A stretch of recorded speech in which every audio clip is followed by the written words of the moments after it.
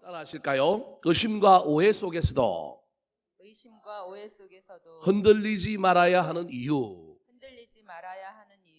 누군가로부터 의심을 받고 오해를 받을 때 사람은 흔들리게 되어 있습니다. 마음이 불편하고요, 일상생활이 되지 않고요, 수많은 문제들 때문에 영적으로 침체를 경험하고 내가 뭐하러 여기까지 달려왔는가, 내 인생이 왜 이렇게 이런 일들이 벌어지는가 그러면서 회의에 빠지기도 하고 인생이 뒤로 갈 때가 훨씬 더 많습니다. 사도 바울은 사역하면서도 수도 없이 의심과 오해 속에서 시달렸던 사람입니다. 그가 받았던 의심과 오해의 최고봉은 무엇이냐 하면 네가 사도냐라고 하는 것입니다. 우리는 12사도는 아는데 왜 네가 사도냐? 예수님의 제자들은 예수님한테 배웠는데 너 예수님도 안 만났는데 네가 어찌 사도라고 얘기하느냐? 너의 가르침은 어디로부터 왔느냐?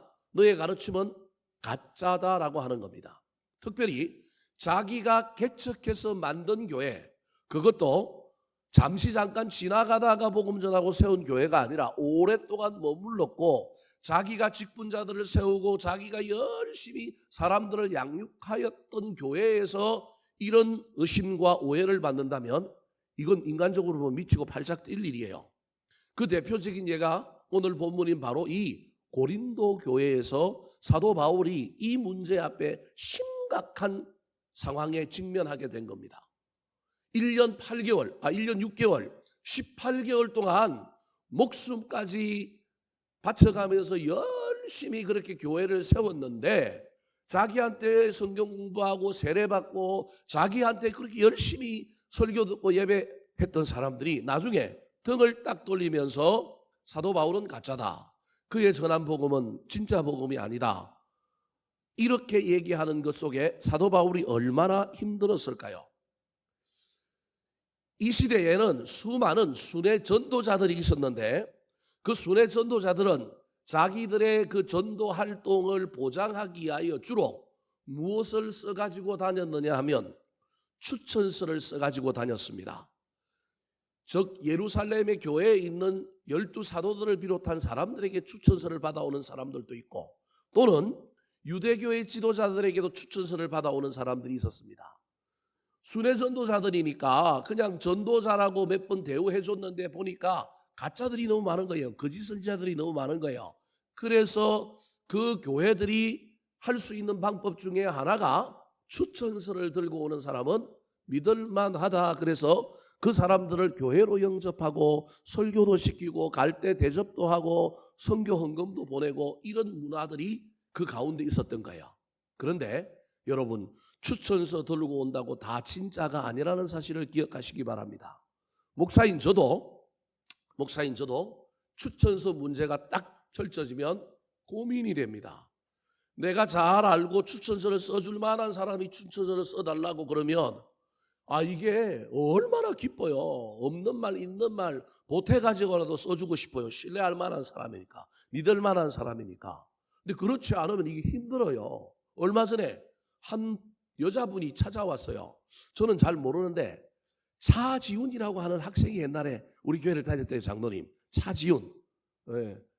이 친구가 커가지고 숭실대학교의 교수로 이제 지원을 하는데 숭실대학교에서 뭐가 필요하냐면 목회자 추천서가 필요하다라는 거예요.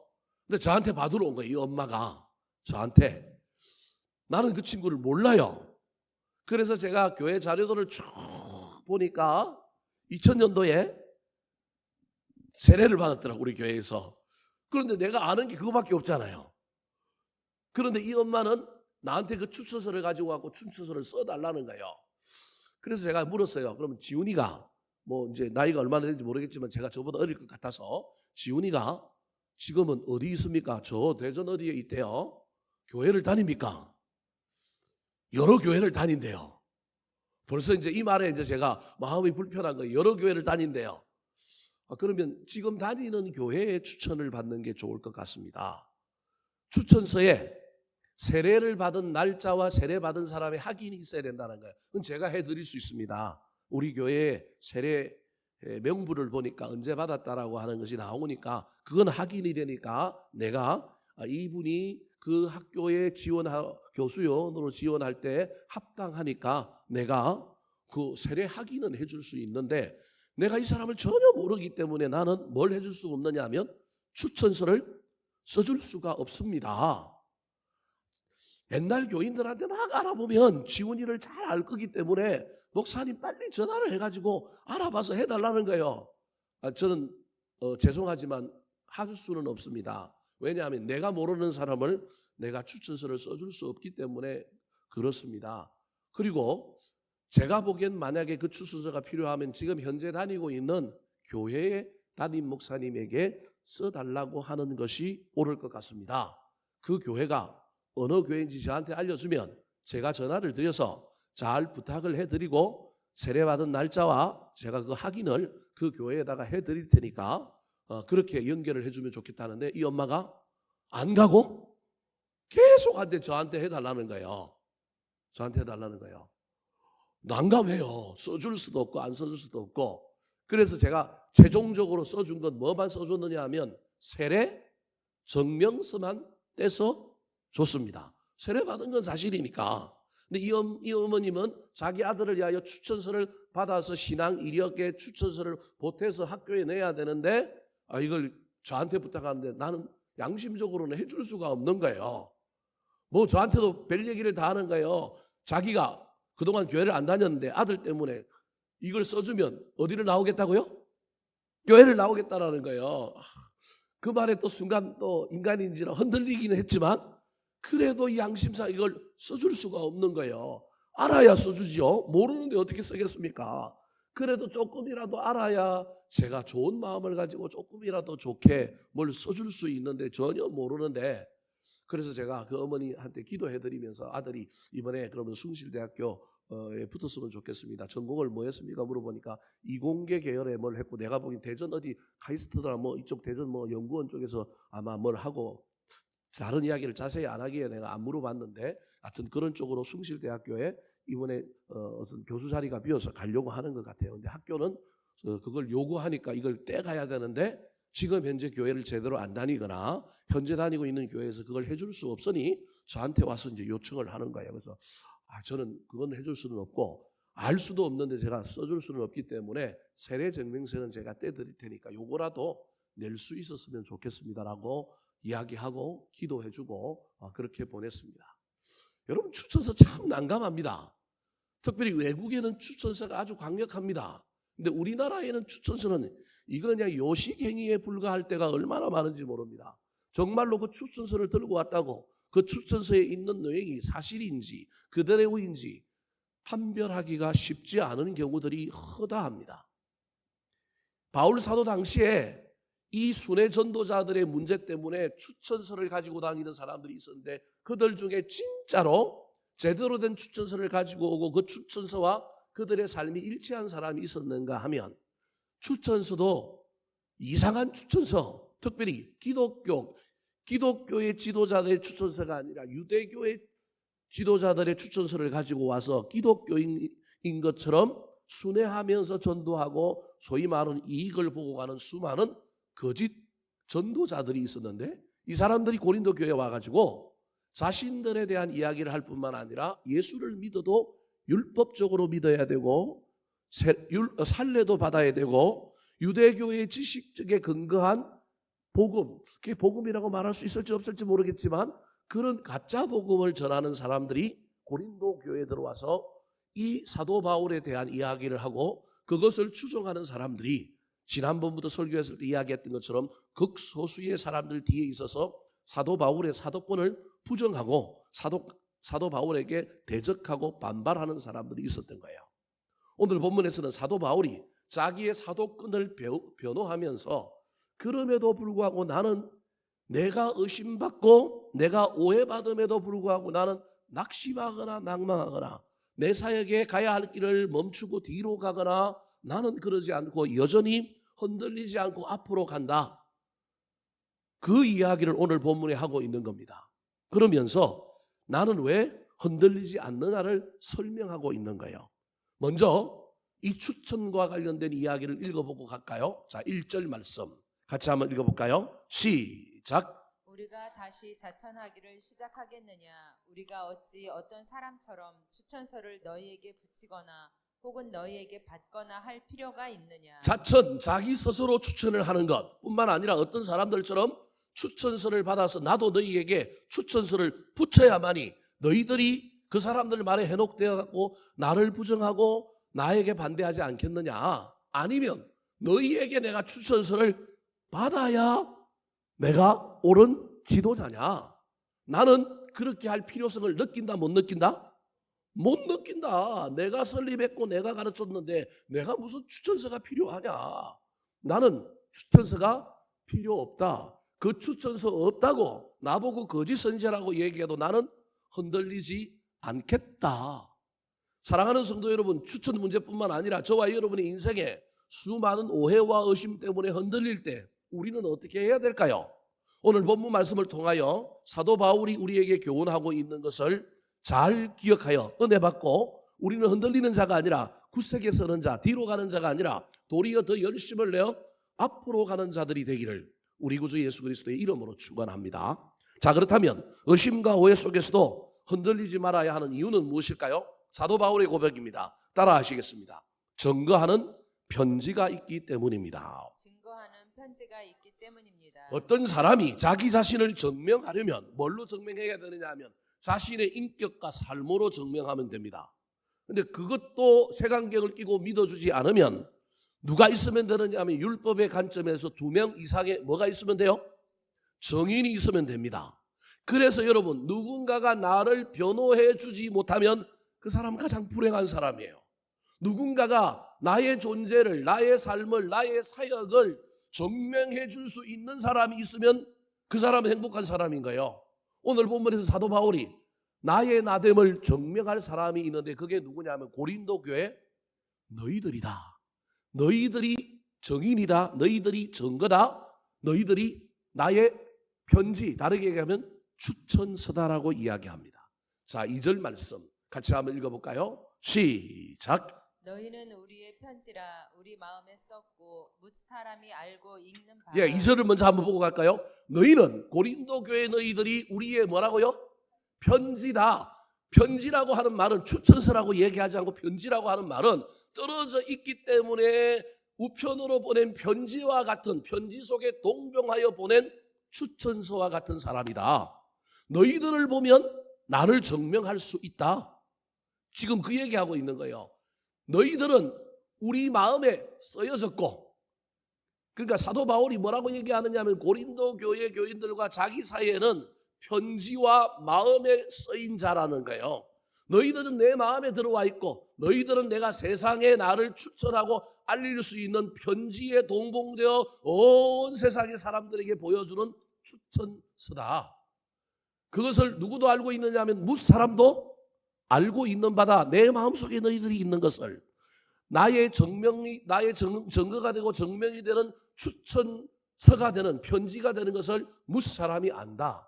그런데 여러분 잘못하면 이건 교주가 될 수 있잖아요. 이건 내 사람 만든 것일 수 있잖아요. 근데 사도 바울이 더 나아가서 너희는 우리의 편지인 동시에 누구의 편지이기도 하다. 자, 3절 말씀 같이 한번 읽어볼까요? 시작. 너희는 우리로 말미암아 나타난 그리스도의 편지니 이는 먹으로 쓴 것이 아니요 오직 살아계신 하나님의 영으로 쓴 것이며 또 돌판에 쓴 것이 아니요 오직 육의 마음판에 쓴 것이라. 너희는 우리의 편지인 동시에 누구의 편지라고요? 그리스도의 편지다. 세상을 향하여 그리스도께서 보낸 편지가 누구냐 하면 너희들이다. 너희들을 보면, 너희들의 삶을 읽으면 누가 보이느냐 하면 예수 그리스도가 보이는 사람이다. 편지는 어디에 썼느냐 하면 옛날에는 종이에 썼단 말이에요. 먹으로 썼단 말이에요. 그런데 너희들은 글로 쓴 게 아니라 뭘로 썼다고요? 영으로, 성령으로 너희들을 구원하여 너희들이 예수 그리스도가 편지가 되게 했고, 너희들은 돌판에 쓴 게 아니라 어디에 썼다고요? 마음판에 썼다. 그래서 너희들 인격 자체가, 너희들 삶 자체가 그리스도의 편지다, 그렇게 말하고 있는 것입니다. 사랑하는 성도 여러분, 나의 목회 여정에 편지로 존재하는 수많은 우리 덕양중앙교회 교인들이 있어서 저는 기쁩니다. 제가 큰 교회 목사 부러워하지 않고 다른 교회 목사들을 만나도 제 아내도 다른 교회 사모님 만나도 크게 부러워하지 않고 우리가 기뻐할 수 있는 것은 우리 인생에, 저의 목회에 편지와 같은 사람들이 있어서 우리를 증명해 줄 사람들이 우리 교회 안에 수없이 많이 있기 때문에 그렇습니다. 내 삶으로, 내 인격으로 나 자신을 증명하기도 해야 하지만 어떤 사람이 자기 자신을 증명하는데 그 옆에서 편지와 같이 우리를 드러내고 우리를 나타내고 우리를 돕는 사람이 없다면 그 사람은 어떤 의미에서 헛된 사람입니다. 위기 때에 문제가 있을 때 내 옆에 누가 있는지를 잘 살펴보시기 바랍니다. 아무것도 없다면 여러분 그때 정신을 차려야 합니다. 내가 좀 이상하게 살았구나. 내가 좀 제대로 살지 못했구나. 나의 편지와 같은 사람들이 있어야 되는구나.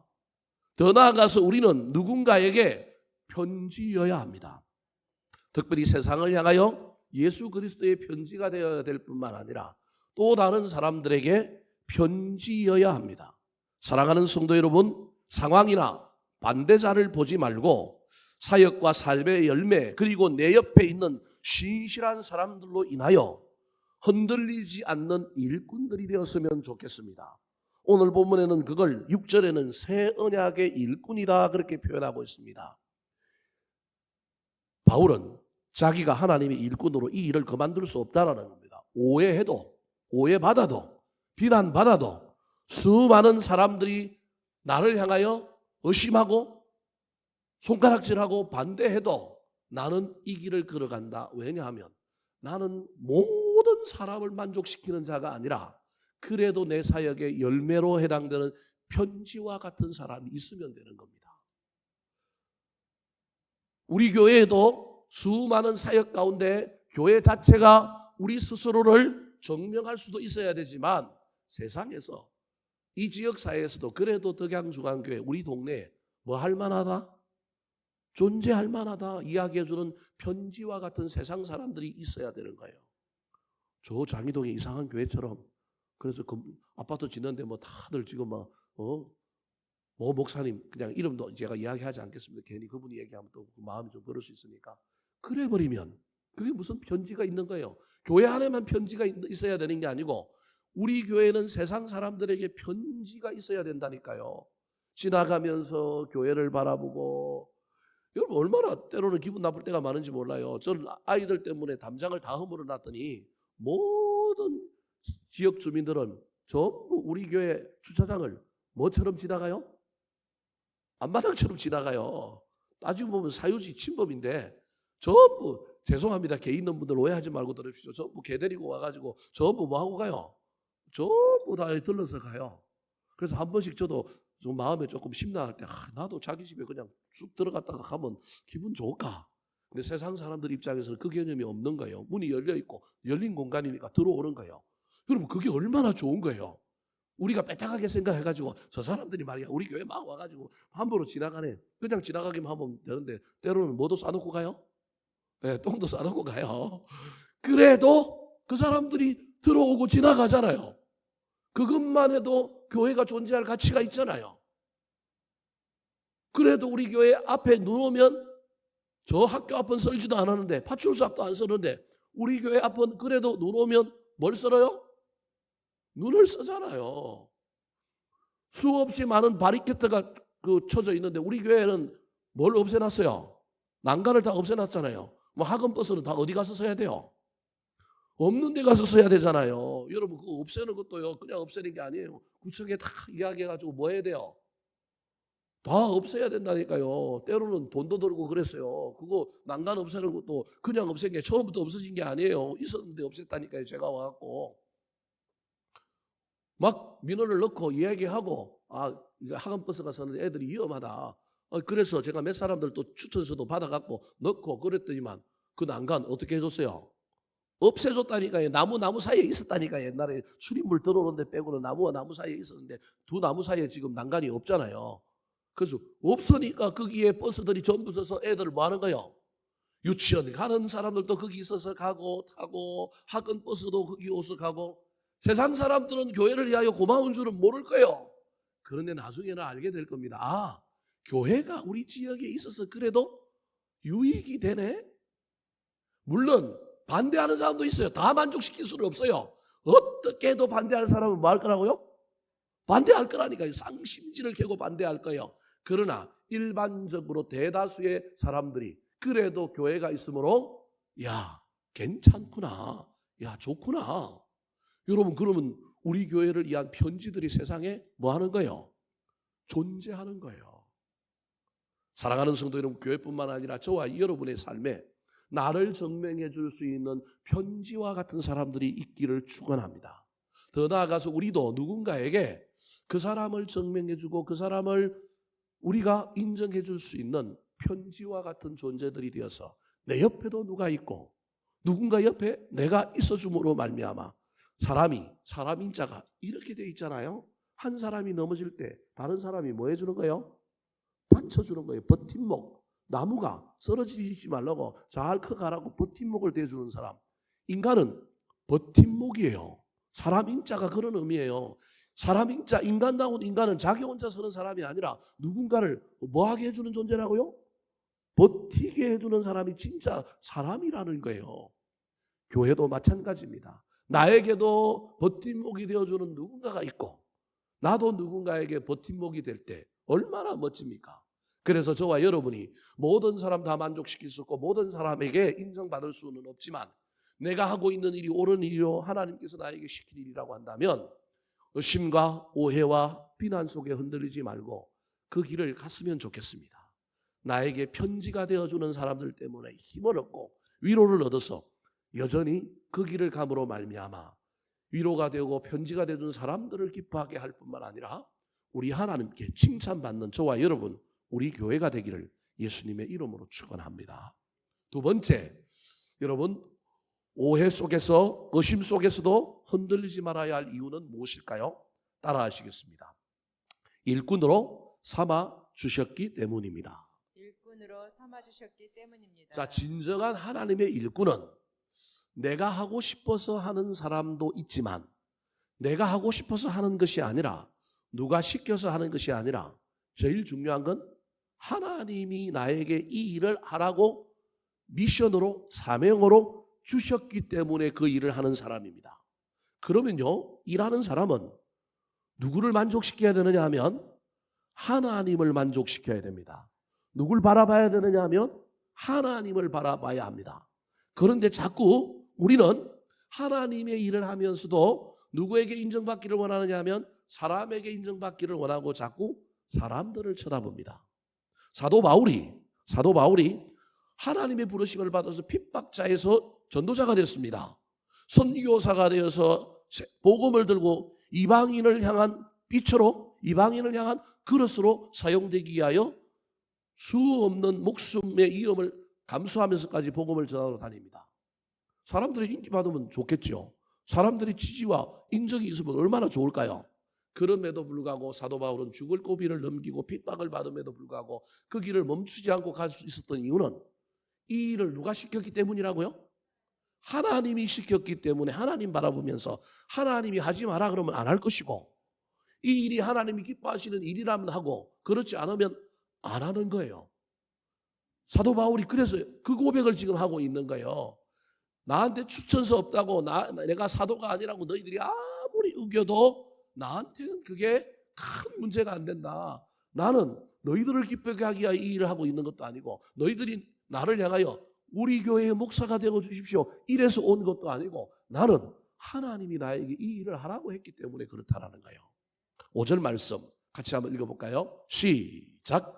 우리가 무슨 일이든지 우리에게서 난 것 같이 스스로 만족할 것이 아니니 우리의 만족은 오직 하나님으로부터 나느니라. 자, 저 만족이라고 하는 단어를 자격이라고 하는 단어로 바꾸면 훨씬 더 이해가 됩니다. 마지막에 나오는 우리의 자격은 오직 하나님으로부터 나느니라.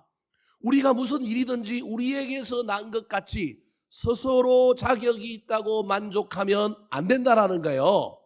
우리에서 난 것 같이 사람들이 너보고 하라 그래서 내가 막 너무 감동돼하고 내가 자원하여 그 일을 하는 건 물론 그것도 나쁜 일은 아니지만 궁극적으로 자원도 하고 누군가가 너 그 일 할 만해 해봐 라고 하지만 모든 일에 있어서 최종 결재권자는 누구라고요? 하나님이죠. 그래서 하나님이 나보고 하라고 했기 때문에 내 자격의 시비는 누구만 걸 수 있다고요? 하나님만 걸 수 있다라는 거예요. 우리에게서 난 것으로 스스로 만족하면 안 돼요. 사람들이 너 잘한다 너 잘한다 그것 때문에 우리는 만족하면 안 돼요. 그것 때문에 기가 솔깃해질 수 있고 잠시 잠깐 도취할 수도 있지만 내 자격의 험결과 내가 이 일을 해야 될 거냐 말아야 될 거냐 멈춰야 될 거냐는 오로지 누구의 소관이냐면 하나님의 소관이라는 거예요. 그래서 6절에 이렇게 얘기합니다. 같이 한번 읽어볼까요? 시작. 그가 또한 우리를 새 언약의 일꾼 되기에 만족하게 하셨으니 율법 조문으로 하지 아니하고 오직 영으로 함이니 율법 조문은 죽이는 것이요 영은 살리는 것이니라. 자, 율법과 성령을 구분하면서 이야기하지만 제일 중요한 건 지금 5절과 6절에서 사도 바울이 이야기하고 싶은 것은 무엇이냐 하면 하나님이 나를 새 언약의 일꾼으로 세웠다. 하나님이 나를 세워놓고 뭐 했다고요? 만족했고 나도 뭐 하다고요?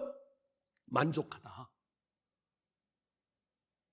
하나님이 세우신 새 언약의 일꾼은 인간의 힘만으로 일하지 않고 성령의 능력을 힘입어 일하고 그 일꾼은 사람을 죽이는 것이 아니라 뭐 한다고요? 살리는 것이라는 거예요. 그래서 지금 내가 하고 있는 일이 죽이는 일이 아니면 그만둘 이유가 없는 거예요. 지금 내가 하고 있는 일이 인간의 혈기 인간의 자존심에 취해서 하고 있으면 그거 하면 안 되지만 성령으로 말미암아 온갖 비난과 오해 속에서도 성령에 충만하여 그 일을 하고 있으면 멈출 필요가 없다라는 거예요. 사도냐 아니냐 상관없다라는 거예요. 왜냐하면 나를 세우신 분이 누구이기 때문에요? 하나님이기 때문에 그렇다라는 거예요. 그래서 하나님이 그만두라고 하지 않았다면 그리고 하나님이 하라고 하는 일을 하고 있는데 그 일이 생명을 죽이는 일이 아니라 살리는 일이라고 한다면 또 특별히 그 일을 하고 있는데 내 힘과 내 능력만을 가지고 하고 있는 것이 아니라 성령의 능력을 힘입어 하고 있다고 한다면 이 일은 멈출 일이 아니라 더욱 힘을 내어서 앞으로 갈 일이라는 거예요. 사도 바울도 인간인데 사람이 좀 응원해줘야 할만하지 않겠습니까? 잘한다 해야 그 일 하지 않겠습니까? 인간인지라 사람이 자꾸 반대하고 막 뒤에서 뭐라 그러면 이건 내가 제대로 가고 있나 내가 잘하고 있나 잠시 잠깐 이런 생각이 들지 않겠습니까? 인간은 누구나 그런 생각 듭니다. 저도 그런 생각이 들 때도 있습니다. 그런데 어찌되었든 그런 생각이 잠시 잠깐 들더라도 기본적으로 하나님이 나를 세웠다고 한다면 흔들릴 필요가 없는 거예요. 반드시 다시 또 리커버리 하는 거예요. 회복해가지고 또 가는 거예요. 왜냐하면 주님이 그만두라는 말을 했어요 안 했어요? 안 했단 말이에요. 너는 죽기까지 일하라는 거예요. 그리고 지금 내가 하고 있는 일이 주님이 원하시는 일은 죽이는 일이 아니라 뭐 하는 일이라고요? 살리는 일인데 내가 지금 살리고 있는데 다른 사람은 자꾸 나를 죽이려고 하고 나 못하게 하고 안 되게 하려고 하는데 아니 잘 되고 있는 걸 왜 자꾸 못하게 하고 시험 든다고 그러고 그러냐는 거예요. 그럼 시험 드는 사람은 드는 거고 그리고 이 일 때문에 살아나는 사람은 살아나는 거고 하나님의 입장에서 시험 든 사람과 살아나는 사람 계산해보면 우리 하나님 딱 계산이 나올 거예요. 그래도 살아나는 사람이 훨씬 더 귀하고 훨씬 더 많다 그러면 하면 되는 거예요. 어떻게 우리가 신데렐라 콤플렉스에 걸려가지고 다 만족을 시키겠어요? 다 만족시키고 갈 수 있는 일이 있다면 얼마나 좋겠어요. 그럼에도 불구하고 저와 여러분은 인생 일에 극단적인 예이긴 하지만 첨예한 긴장과 갈등이 있고 수많은 계산서가 우리 앞에 날아올 때 저와 여러분이 반드시 따져봐야 될 것이 하나님은 나한테 이 일을 하지 말라고 그러느냐. 자꾸 상황을 핑계대지 말고 상황 속에서 이 상황이 하나님의 뜻인가 보다. 그러면 전부 상황에 매몰되는 거예요. 상황은 참고는 해야 되지만 상황을 하나님의 결정하심의 근거로 들면 큰일 나는 거예요. 그건 상황주의자가 되는 거예요. 수많은 그리스도인들이 자꾸 기도하지도 않고 마음의 확신과 확정도 없이 자꾸 막 주변에 어떤 사람들이 하는 이야기 그 다음에 상황들을 가지고 판단하는 경우들이 참 많아요. 물론 하나님이 상황의 문을 열어주십니다. 그 속에 하나님의 뜻이 있는 경우도 들어 있습니다. 사울이 죽고 난 다음에 다윗이 하나님께 물어보잖아요. 사울이 죽었으니까 기름 부음 받은 사람은 2명이 있는데 이제 1명 남았으니까 누가 왕이 될 거예요? 다윗이 왕이 될 거잖아요. 그러면 다윗이 이제 도망다니다가 어디로 가야 돼요? 예루살렘으로 가야죠. 근데 다윗이 물어보잖아요. 상황의 문이 열렸다고. 이게 하나님의 뜻이다. 그렇게 결정하고 그냥 그 뜻에 기도도 하지 않고 동성하는 것이 아니라 하나님께 물어봤잖아요. 하나님, 사울 왕이 죽었는데 저 어떻게 해야 될까요? 이제 제가 강야에서 도망다녔는데 도시로 올라가도 될까요? 하나님 뭐라 그래요? 올라가라. 그러면 또 올라가라 그랬으니 내 마음대로 뭐 하면 돼요? 내 마음대로 내가 원하는 도시 가면 되잖아요. 그런데 또 다윗이 뭐라고 얘기해요? 그러면 어디로 가야겠습니까? 그랬더니 하나님이 웬 걸려 어디로 가라 그래요? 헤브론으로 가라는 거예요. 아니 예루살렘으로 가야죠. 왜 헤브론으로 가라 그래요? 여러분 그때 여러분이 다윗이면 어떻게 할까요? 저 같으면 안 갈 것 같아. 헤브론은 가봤자 소용이 없어요. 거기는 사람들이 오고 가는 동네가 아니에요. 우리로 치면 저 태백이라니까. 태백 사는 사람도 기분 나빠할 수도 있는데. 여하튼 험한 곳이라니까요. 전국적인 인지도를 얻고 많은 사람을 모을 수 있는 곳이 아니란 말이에요. 근데 하나님은 다윗을 뺑뺑이를 돌리는 거예요. 정말로 네가 상황이 열렸다고 상황 의지하고 나를 의지 안 할 사람인지를 테스트해 보는 거예요. 순종하는지 안 하는지를 보는 거예요. 끝까지 하나님이 중심인지 확인해 보는 거예요. 그래서 나중에 헤브론으로 보내가고 뺑뺑이 돌리고 난 다음에 나중에 어디로 데리고 가요? 예루살렘으로 데리고 가잖아요. 믿음의 유산이 철철 오르는 곳. 믿음의 조상 아브라함이 오랫동안 살았던 헤브론. 갈렙이 이 산지를 내게 주소서 약속을 붙들고 정복했던 그 땅. 너 그곳에서 아브라함처럼 나 끝까지 믿고 너 살아갈래? 너 갈렙처럼 하나님과 한번 약속한 거 잊어버리지 않고 그거 지킬래? 그거 물어보는 거예요. 다윗에게. 곧바로 왕을 세워줘도 되는데 하나님께서 철저하게 다윗을 테스트하고 연단하는 가운데 물어보는 거예요. 그 속에서 하나님께서 다윗을 위대하게 만드는 거예요. 상황에 편성하지 마라. 상황을 무조건 하나님의 뜻이라고 받아들이지 마라. 상황과 상관없이 하나님께 물어라. 그래서 저와 여러분은 많은 사람들이 수적으로 들고 일어나서 나를 반대하고 나를 힘들게 한다고 이게 하나님의 뜻이네. 그냥 내가 하지 말아야 되겠네. 이러면 안 된다는 거예요. 많은 사람이 들고 일어나고 하십시오 한다고 해도 안 된다는 거예요. 저와 여러분은 상황이 아니라 하나님이 하지 말라고 했는지 하라고 했는지에 대한 확신이 있어야 됩니다. 상황을 가지고 하나님의 뜻을 하나님의 결정을 우리가 상황 논리에 의하여 그냥 갖다 붙이지 말고 끌어다 붙이지 말고 대놓고 사생결단을 하나님하고 물어야 된다니까요. 하나님 이런 일이 벌어졌습니다. 해야 될까요? 말아야 될까요? 말씀해 주십시오. 말씀이 들려오기 전까지 내 마음에 확신이 오기 전까지는 저는 그냥 옛날 하던 대로 그대로 하겠습니다. 옛날 하던 대로 그대로 하는 게 좋은 거예요. 하나님이 그 일 하고 있을 때 정말 마음에 안 들면 어떻게 할까요? 못하게 할 거예요. 저와 여러분의 삶에 일꾼으로 삼아주신 분이 누군지를 딱 기억하셔서 그분의 음성을 들으시고 그분의 뜻을 분별하려고 애를 쓸 뿐만 아니라 그분이 나에게 하라고 한 일이 있는데 그 일이 여전히 좋은 일이요. 그 일이 사람을 살리는 일이라고 한다면 멈추지 마시기 바랍니다. 그 일을 계속 할 때 우리 하나님께서 그 일을 통하여 영광 받으실 뿐만 아니라 더 위대한 일, 더 아름다운 일들을 이루시게 될 것입니다. 네가 사도가 아니다. 네가 전한 복음은 가짜 복음이다.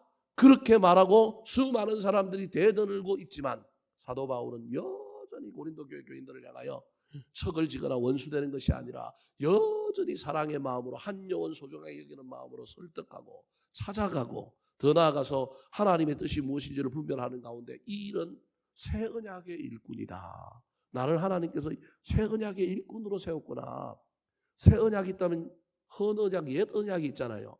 이 옛 언약의 사람들이 지금 반대하는구나. 주님이 하지 말라고 그랬다면 모르겠는데.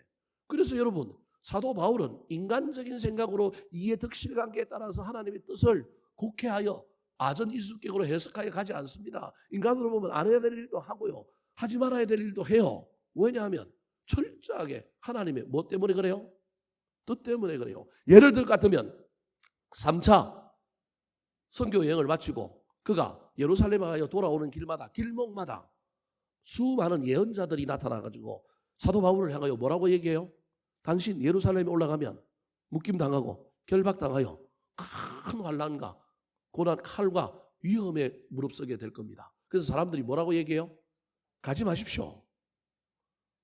얼마나 영적인 사람들이에요. 얼마나 신령한 사람들이에요. 가지 말라는 거예요. 그 사람들은 미래는 봤는데 뭐는 못 본 거예요.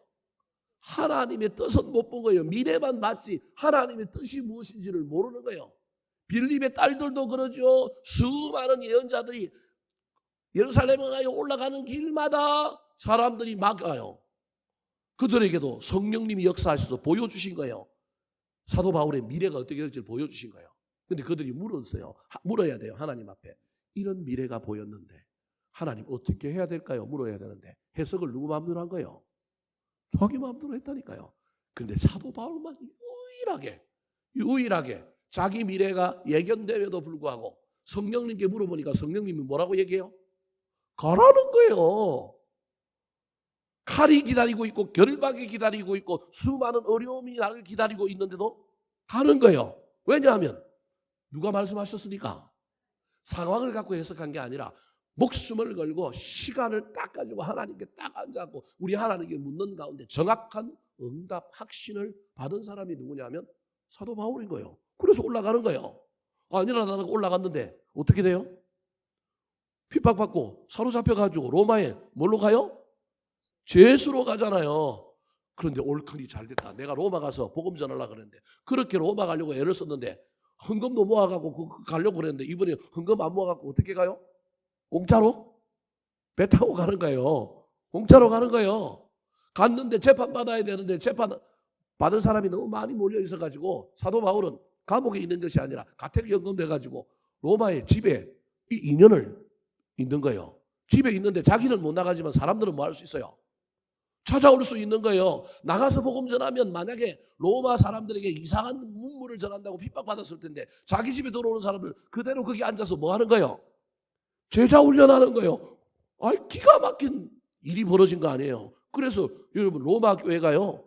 지분이 베드로에게도 지분이 있지만 누구에게 지분도 있는 거예요? 사도 바울에게 지분이 있는 이유가 거기에요. 가서 거기서 복음 전한 거예요. 아마 복음 전하러 가려고 갔으면 못 전했을 수도 있어요. 그런데 제수로 잡혀가는 바람에 공간이 주어진 거예요. 소위 말하는 예배당도 짓지 않았는데 뭐가 만들어진 거예요? 예배당이 만들어진 거예요. 그 안에서 자기가 나가서 사람들을 찾아다니면서 복음을 전해야 되는데 안 찾아다녀도 돼요. 사람들이 뭐 하는 거예요? 오는 거예요. 로마 정부가 우리로 치면 국가정보원 시찰 요원들을 보내갖고 지켜는 보는데 나오기만 않으면 문제가 안 돼. 저 안에서는 무슨 일을 해도 상관없어. 완전히 보호받고 복음을 전하고 로마 교회를 튼튼하게 만들었잖아요. 하나님의 뜻이 거기에 있는 거예요. 그러니까 사도 바울은요. 안 거예요. 성령의 감동함을 받아 올라가라고 하는 그 말씀을 듣고 가는 거예요. 인간의 눈으로 보면 말도 안 되는 이야기지만 정확하게 하나님의 뜻이 어디냐. 이런 살리는 일이다.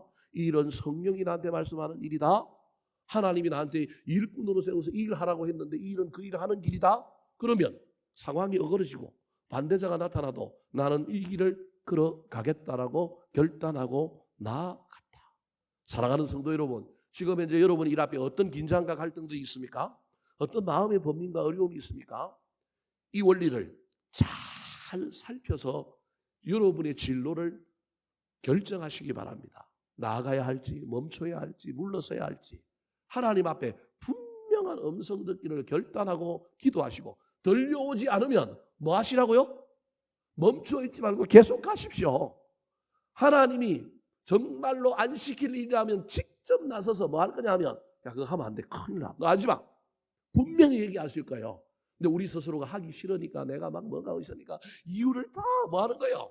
끌어다 붙이는 거예요. 사람의 이야기, 소문, 누군가가 나를 반대하는 것 다 끌어다 붙여갖고 내가 해석하고 내가 결론 내는 거예요. 믿음이 있다고 하지만 사실은 믿음이 없는 거예요. 결정은 믿음은 누가 결정하는 거예요? 내가 결정하는 게 아니에요. 내가 해석하는 게 아니에요. 하나님이 결정하는 거라니까요. 사도 바울이 흔들리지 않고 이 일을 갈 수 있는 이유 중에 하나가 바로 이거예요. 하나님이 직접 그만두라고 하지 않느니라. 나는 처음 나에게 맡겨진 이 길을 뭐 한다? 간다. 그만두라고 한다면 내가 그만두라고 하지는 않았지만 내가 갖고 있는데 이 일이 사람을 지금 죽이고 있다. 그러면 고민해 봐야죠. 그런데 하나님이 그만두라고 한 일도 없어. 상황은 막 긴장스럽고 갈등스럽고 불편하고 힘들어. 그래도 가는 거예요. 하나님은 그 속에 가기를 원하시는 거예요. 그런데 그 일을 힘이 들지만 가고 있는데 사람이 뭐예요? 살아나요. 그러면 더더욱이나 가야 되는 거예요. 그런데 그 일을 함에 있어서 내가 마음이 막 이상해지는 게 아니라 그 일들을 통하여 내가 성령이 충만해지고 내 안에 막 하나님의 영이 가득해지면 더더구나 그건 내가 가야 할 길이다. 아, 하나님께서는 막지 않음으로 말미암아 이 길이 옳은 길이라고 나한테 말하고 있구나라고 하는 것을 깨닫고 하고 있는 일 가던 길을 멈추지 마시고 그대로 가는 여러분들이 되시기를 예수님의 이름으로 축원합니다. 마지막으로 사도 바울이 오해와 또 수많은 의심 속에서도 흔들리지 않고 자기의 사역의 길을 갈 수 있었던 이유는 무엇일까요? 따라 하시겠습니다. 영광으로 갚아주시기 때문입니다. 영광으로 갚아주시기 때문입니다. 영광에 대한 소망 때문에 그는 흔들리지 않고 그 길을 갔습니다. 자신의 사역에 대한 확신과 미래에 대한 명확한 소망을 가진 사람이 누구냐 하면 사도 바울입니다. 사도 바울이 세상에서 영광을 누리는 건 없지만 영적으로 내가 이 일을 하면 이 일 끝에 하나님이 영광을 받으시고 하나님이 나를 영광스럽게 해 주실 것이라고 하는 확신이 있었습니다. 사람들에게 영광을 받는 게 아니라 누구에게 영광 받기를 원했느냐 하면 하나님께 영광 받기를 원하는 이 분명한 목표가 사도 바울에게 있어서 사람들이 반대하고 사람들이 나를 비난하고 사람들이 오해하고 의심해도 그는 멈출 수가 없었습니다. 왜냐하면 그것보다 더 중요한 하나님의 영광이 누굴 기다리고 있어요? 자기를 기다리고 있는 거예요. 그래서 그 영광 바라보고 가는 거예요. 그런데 오늘 본문에 그 영광에 대한 이야기를 하면서 누구의 예를 드느냐 하면 모세의 예를 듭니다. 자, 7절과 8절 말씀 같이 한번 읽어볼까요? 시작. 돌에 써서 새긴 죽게 하는 율법 조문의 직분도 영광이 있어 이스라엘 자손들은 모세의 얼굴에 없어질 영광 때문에도 그 얼굴을 주목하지 못하였거든. 하물며 영의 직분은 더욱 영광이 있지 아니하겠느냐.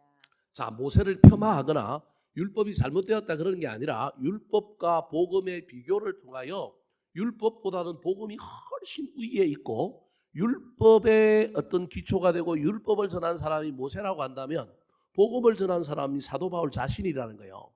여러분, 사도 바울이 모세보다 뭐 뛰어나냐 아니냐 이런 얘기가 아니라 지금 사도 바울이 이런 정도의 자기에 대한 프라이드, 복음에 대한 프라이드가 있는 거예요. 이런 건 진짜 괜찮은 거예요. 무슨 얘기를 하고 싶었냐면 모세를 폄하하거나 율법이 이상하다는 얘기를 한 게 아니라 제가 보기엔 율법보다는 복음이 훨씬 더 중요하고 이제 복음의 시대가 도래했는데 율법을 전했던 모세도 뭘 받았느냐 하면 영광을 받았다라는 거예요. 모세가 무슨 영광을 받았느냐 하면 율법을 받으러 시내산에 올라갔는데 십계명 두 돌판 가지고 내려올 때 얼굴에서 뭐가 났어요? 광채가 나고 사람들이 그 얼굴을 못 쳐다봤어요. 쳐다보면 너무 힘든 거예요. 왜냐하면 하나님과 함께 40일 동안 있다 보니까 하나님의 영광이 누구한테 옮겨왔느냐 하면 모세에게 옮겨온 거예요. 그래서 많은 사람들이 모세를 더 위대하게 여긴 거예요. 위대하게 여겼지만 지금 사도 바울이 뭐라고 얘기하느냐 하면 모세를 깔아뭉개고 율법을 막 업신여기려고 하는 것이 아니라 율법보다 율법은 죽이는 법인데 율법은 뭘 자꾸 만들어 놓고 하라는 것보다 뭐 하라는 게 더 많아요. 하지 말라는 게 훨씬 더 많은 거고 하지 말라는 걸 더 많이 만들어 놓으면 말이면 거기 걸리면 다 뭐 하는 거예요? 다 죽는 거예요. 다 죄가 되는 거예요. 근데 복음은 하지 말라는 게 아니라 뭐 하라는 거예요? 하라는 거예요. 믿으라는 거예요. 그래서 복음이 더 위대하다는 거예요.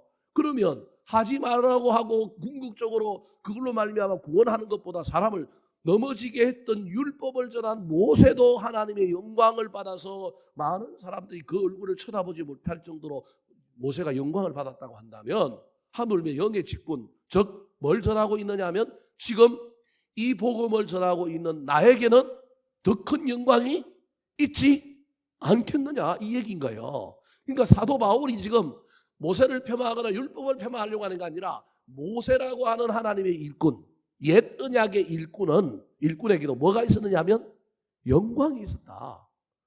그러면 새 언약의 일꾼인 나에게도 뭐가 있느냐면 영광이 있다. 근데 그 영광은 사람으로부터 오는 것도 있지만 사람으로부터 오는 것에 너무 심취하면 하나님께로부터 영광 못 받을 수 있는데 나는 사람들의 반대가 있더라도 하나님께로부터 오는 영광 받으려고 나는 비난 속에서도 오해 속에서도 의심 속에서도 흔들리지 않고 나는 그 영광만 바라보며 나간다는 거예요. 대표적인 사람이 스데반이잖아요. 사람들이 돌로 치고 죽는데도요 하늘 문이 열려갖고 인자 같으신 분이 딱 서 있는 모습이 보이잖아요. 예수님이 거기 서 있어요. 사도행전에 보면 서 있는 건 뭐냐면 예수님은 늘 성경에 보면 보좌에 뭐하고 계신 분이에요? 앉아 있는 분인데 서 있는 부분으로 나와요. 맞이하려고 서 있는 것일 수도 있고요. 서서 유대인들은 서서 기도한단 말이에요. 이 스데반이 이 돌로 맞아 죽는 이 순교의 순간에도 그 기도함으로 돕기 위하여 우리 예수님이 그 서 있는 걸 그걸 본 거예요. 그 스데반이 그 영광 보면서 웃으면서 얼굴이 천사같이 빛나면서 그대로 순교하잖아요. 순교에 대한 이야기를 제가 하려고 하는 것이 아니라 이 스데반이 바라본 게 뭐냐면요. 그 순교를 얼마나 힘들어요. 인간이 순교한다는 게 얼마나 어려워요. 근데 그 순교를 그렇게 감당하며 갈 수 있었던 게 그는 순교가 보인 게 아니고 뭐가 보인 거예요? 영광이 보이겠다니까요. 영광이 보이는 사람은 순교가 무서웠지가 않아요. 근데 영광이 안 보이는 사람은 순교가 무서운 거예요. 우리나라의 수많은 6.25 때 일제시대 때 순교한 수많은 사람들의 이야기의 핵심이 뭐예요? 상황이 힘들어서? 아니에요. 상황은 뭐 힘들지만 예수 그리스도가 그 현장에서 그 절체절명의 순간에 그 예수 그리스도가 보이느냐, 하나님이 나에게 주신 그 큰 영광이 보이느냐 보이지 않느냐가 그 사람의 그 시절의 결정을 할 수 있게 만드는 거예요. 보인 사람은 그걸 하는 거예요. 못 보인 사람은 못 하는 거예요. 못 한다고 다 이상하고 나쁜 사람 아니에요. 인간은 어쩔 수 없는 거예요. 근데 그때 그게 보이는 사람은 하는 거예요. 그 사람이 그거 기회를 만난 거예요. 볼 수 있는 기회. 그래서 순교도 아무나 하는 게 아니에요. 시간과 때와 장소와 환경이 맞아져야 할 수 있다니까요. 믿음만 있다고 순교하는 게 아니에요. 자기 결단도 안 하고 우연하게 그 시간에 그 장소에 그 상황 가운데 있다가 뭐가 될 수도 있어요? 순교자가 될 수 있다니까요. 얼마나 좋아요. 어차피 죽을 인생이라면 생각지도 않았는데 나도 모르는 사이 그 자리에 있다가 순교자가 되는 것도 정말로 위대한 일이에요. 그런데 정말 내가 순교자가 될 거냐 비겁한 자가 될 거냐 내가 선택하고 결단해야 될 순간에 여러분 이건 인간으로서 진짜 어려운 일이에요. 설교하고 있는 저도 그 상황이 들어오면 어떻게 될지 모른다니까요. 근데 그때 하나님이 우리에게 영광을 보여주시고 그 영광이 아주 커 보이는 사람은요.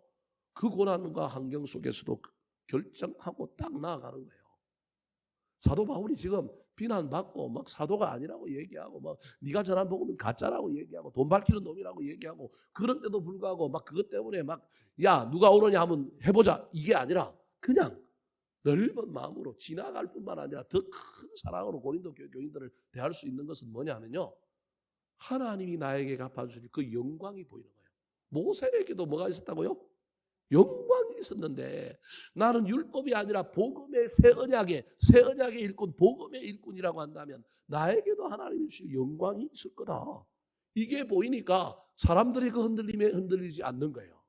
11절 말씀 시작. 없어질 것도 영광으로 말미암았은즉 길이 있을 것은 더욱 영광 가운데 있느니라. 그래서 그래서 여러분 고린도서에 보면 뭐라고 얘기해요? 장래의 영광 때문에 현재에 처한 고난을 넉넉히 뭐하느니라? 견디느니라. 장차 받을 영광이 우리 눈에 보이면 현재의 고난을 넉넉히 견디게 되는 것이 복음의 비밀이라는 거예요. 그래서 우리에게 지금 사람들 때문에 상황들 때문에 흔들리는 것은 상황과 환경이 보이고 미래의 영광이 보이지 않기 때문에 그러는 거예요. 시선을 빨리 옮겨야 돼요. 그래서 사람하고 싸울 필요가 없고 상황하고 싸울 필요가 없고 내가 옳으냐 그러냐 내 자존심이 뭉개졌느냐 살펴볼 필요가 없다니까요.